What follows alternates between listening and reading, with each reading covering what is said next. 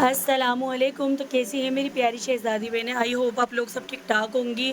जहाँ भी रहें खुश रहें, आबाद रहें, ये आपकी बहन की दिल से दुआ है। पर अभी मेरी तबीयत बिल्कुल ठीक नहीं है और अभी मैं दवाई लेने के लिए जा रही हूँ। अच्छा बाया मैंने पहन लिया है और मैं मेरे हस्बैंड के साथ जाऊँगी। और यहाँ पे ना ज़ैनब ने मुझे स्लीपर ला के दिए हैं। जब से मैं बीमार हुई ना तो ज़ैनब मेरा बहुत ध्यान रख रही है, कभी मेरे सर दबा रही है। और सच में बेटी अल्लाह की रहमत ही होती है। खैर यहाँ मैं मेरे हस्बैंड के साथ दवाई लेने के लिए निकल गई थी और ज़ैनब को तो मैं नानी की यहीं छोड़कर आई थी क्योंकि बहुत ज़्यादा धूप हो रही है, इतनी गर्मी है और बिल्कुल मई जून जैसी गर्मी हो रही थी। बिल्कुल लग ही नहीं रहा था कि सितंबर का महीना चल रहा है। नहीं तो सितंबर के महीने में बहुत प्यारा मौसम रहता है, मतलब थोड़ी थोड़ी सी सर्दी आ जाती है। अच्छा उसके बाद मैं अम्मी के यहाँ पे आ गई थी और ऊपर वाले कमरे में आ गई थी। मुझे नमाज़ पढ़नी थी क्योंकि अभी ज़ोहर की नमाज़ का टाइम भी हो गया था। तो मैंने सोचा कि चलो नमाज़ पढ़ लेती हूँ, कलाम पाक पढ़ लेती हूँ। यहाँ पे ना मैं सारी हदीस निकाल के देख रही थी तो मुझे ये बागे जन्नत नज़र आई और ये मैं पहले पढ़ा करती थी।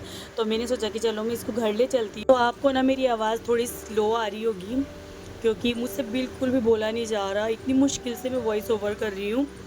फिर भी मैंने सोचा कि चलो आपको अपडेट भी दे देती हूँ कि मेरी तबीयत कैसी है। अच्छा कल मेरी तबीयत बहुत ज़्यादा ख़राब थी, जब मैं दवाई लेने गई थी पूरी रात में सोई नहीं थी बस। तो फिर भी अल्हम्दुलिल्लाह से तबीयत ठीक है। ये ना मैंने सोचा कि चलो व्लॉग एक अपलोड कर देती हूँ। यहाँ पे ना ये सिपारा देखिए, ये यसलन कुरान का पहले तो यही चलते थे, हम सब ने भी यही पढ़ा है, लेकिन अब तो बच्चों को नूरानी कायदे से पढ़ा रही है, मदनी कायदे से पढ़ा रहे। वक्त के साथ ना हर चीज़ चेंज हो गई है। फिर यहाँ पे ना मैं सब कुछ साफ करके रख रही थी, सारी हदीसें और कलाम पाक सब कुछ मैं जमा के रख रही थी। अच्छा वक्त कितना तेजी से गुजर रहा है ना, साल महीनों की तरह हो गए और महीने दिन की तरह हो गए। मतलब पता ही नहीं चल रहा कि इतनी जल्दी जल्दी वक्त गुजर रहा है। अभी रमज़ान गए थे, फिर दोबारा रमज़ान आ रहे। पहले ईद की कितनी खुशी होया करती थी कि हाँ ईद आ रही है, लेकिन अब तो कोई खुशी नहीं होती ईद की। फिर अभी हो रहा है शाम का टाइम और आज हमारे बन रहे हैं कोफ्ते। यहाँ पे ना खशखश पिस रही है सिल्ला पे क्योंकि चने और कीमा ये मिक्सर में पिसेगा। खशखश ना अच्छे से मिक्सर में ग्राइंड नहीं होता, इसलिए ना ये सिल्ला पे पिस रही है।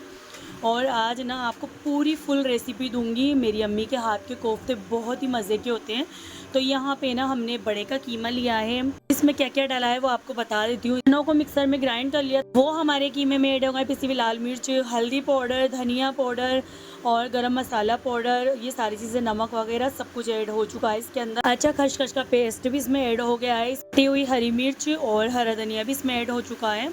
अब इसके बॉल्स बना लेंगे, यानी इसके कोफ्ते की शेप दे देंगे।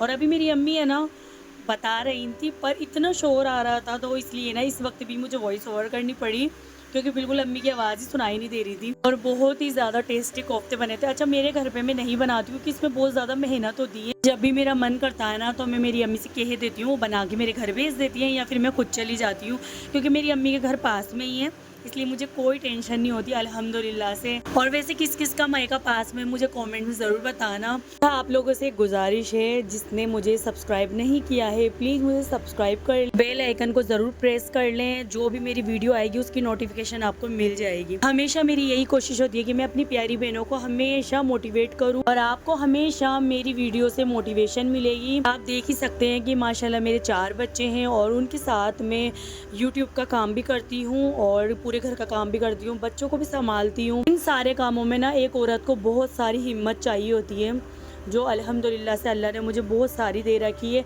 बस वही सब मैं आप लोगों से शेयर करती हूँ और आपको मोटिवेट करती हूँ कि आप कुछ भी करें तो आपको मज़ीद हौसला मिले। फिर यहाँ पे ना अम्मी रेसिपी बता रही थी, बच्चे ना बहुत ज़्यादा उदम कर रहे थे, बहुत ज़्यादा शोर हो रहा था। यहाँ पे ना हमारे कोफ्ते के बॉल्स भी बन के रेडी थे और अभी ना हमने देगची भी चढ़ा दी थी, उसमें ऑयल भी गर्म कर लिया था, प्याज भी डल चुके थे। अब वो ब्राउन होंगे, उस अदरक लहसुन का पेस्ट, पिसी हुई लाल मिर्च, हल्दी, नमक और जो सूखा मोटा धनिया होता है ना हमारे यहाँ, इसके अंदर वो डालते हैं। इसके साथ ही ना मेरी भाभी ने पेस्ट बना लिया। हमारे यहाँ पे ना धनिया का पाउडर यूज़ नहीं होता है, जो सूखा मोटा धनिया आता है ना उसको ही अदरक लहसुन के पेस्ट में डाल देते हैं, साथ साथ ना उसका भी पेस्ट बना लेते हैं। तो खैर यहाँ पे ना अच्छे से हमारे ब्राउन प्याज हो गए थे, उसके बाद ये सारी चीज़ें डाल दी हैं। अब इसकी अच्छे से बुनाई करें। अच्छा इसी टाइम पे इसकी बुनाई होगी कि कोफ्ते डलने के बाद ना ज़्यादा बुनाई नहीं होती, इसलिए ना इसी टाइम पे आपको बुनाई करनी है और अच्छे से 15-20 मिनट तक अच्छे से इसकी बुनाई करनी है, जब तक इसका सारा कच्चापन नहीं निकल जाए, इसका ऑयल ऊपर ना आ जाए।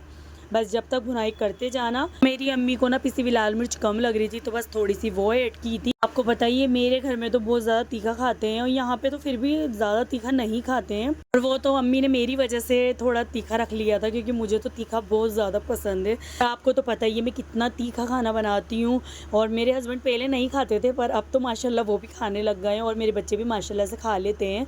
तो यहाँ पे ना अभी हमने कोफ्ते भी डाल दिए थे और इसके अंदर पानी भी डाल दिया कि अच्छे से गल जाएँ, और फिर इसकी थोड़ी सी भुनाई करके और इसके अंदर पानी ऐड कर देंगे। बस ये बन गए हैं। ऊपर से हमने इसमें हरा धनिया भी डाला था और पिसा हुआ गरम मसाला भी डाला था। ये देखिए इतने मज़े के बने हुए थे, इतने टेस्टी बने हुए थे। एक बार ज़रूर आप लोग ट्राई करना। उम्मीद करती हूँ आज का व्लॉग आपको पसंद आया तो लाइक शेयर सब्सक्राइब। मिलती हूँ नेक्स्ट व्लॉग में। अपनी प्यारी सी बहन को दुआओं में ज़रूर याद रखना। अल्लाह हाफिज़।